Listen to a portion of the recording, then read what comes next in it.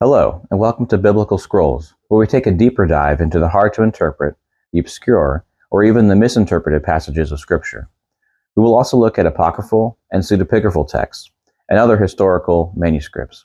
We'll be using a variety of sources, so if you're committed to just one version of the Bible, this channel may not be for you. Now let's dig into today's passage.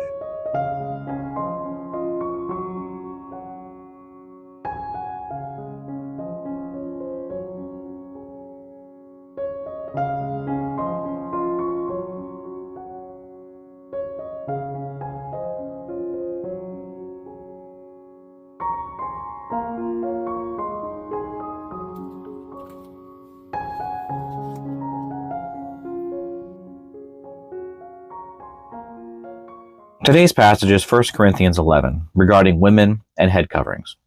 And we're going to start in verse 3 in the New American Standard.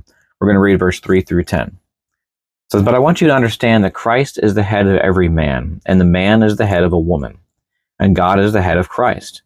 Every man who has something on his head while praying or prophesying disgraces his head. But every woman who has her head uncovered while praying or prophesying disgraces her head. For she is one and the same as the woman whose head is shaved.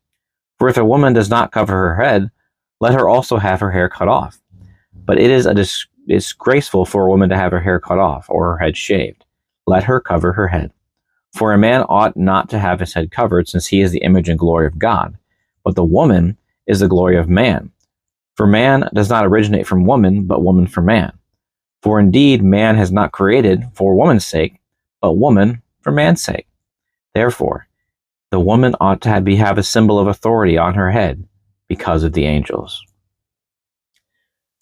So the traditional interpretation for this passage is that of spiritual authority and submission. And that's part of it. A man is the image and glory of God, so his head must not be covered.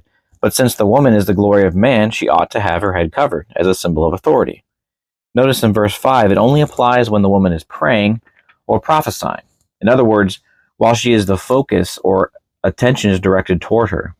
So read verse 5, it says, But every woman who has her head uncovered while praying or prophesying disgraces her head, for she is one and the same as the woman whose head is shaved. Let's slide down to verse 10. "Therefore, the woman ought to have a symbol of authority on her head because of the angels." What does the phrase, "because of the angels," mean? Well, there's a few ideas on what this could mean. First is authority. A woman is to submit to her husband the same way the angels are to submit to God, as an example for them. But I think in the cultural context of Paul's writing here, there's more to it than that. In this time in history, a woman's hair was thought to be part of her sexuality, not just cosmetically, but medically. I'm not going to get into the details of all that, but if you want to know, check out Dr. Michael Heiser's video on the head covering. So to Paul, this is likely also a modesty issue, which means the phrase, "because of the angels," may, in Paul's mind, be referring back to Genesis 6, to the sons of God and daughters of men incident. Paul may have been thinking, I don't want this to happen again. The symbol of authority may be telling the angels, hey, this woman is taken. She is the glory of her husband. As today, the head covering is not commonly practiced in American churches. However, in some cultures around the world, this still is a practiced tradition. In 1 Corinthians, this was practiced culturally because of authority and submission, but also it appears because of faulty science, which misunderstands the purpose and function of a woman's hair. I hope you enjoyed this video and maybe even learned something. Please subscribe and give a thumbs up.